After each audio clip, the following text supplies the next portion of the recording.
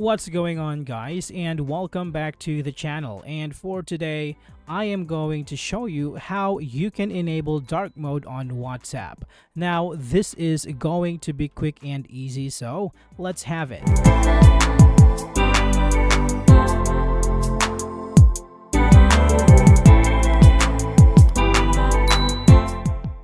Dark mode on WhatsApp enhances your messaging experience by reducing eye strain and conserving battery life. This feature is easy to enable across various devices, including Android, iPhone, and desktop.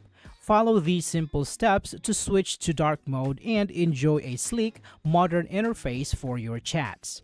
So, to switch to dark mode in WhatsApp, all you have to do is go to your device's settings, and from here, go to display and choose dark theme on your device. Now, WhatsApp is going to follow whatever theme you have on your device, just like X. So when you're done with this one, you can go ahead and close this. And when you open up WhatsApp, it is going to be in dark mode. Alright, so that's it for this video, guys. I hope this is helpful for you. Thank you so much for watching, and I will see you on the next one.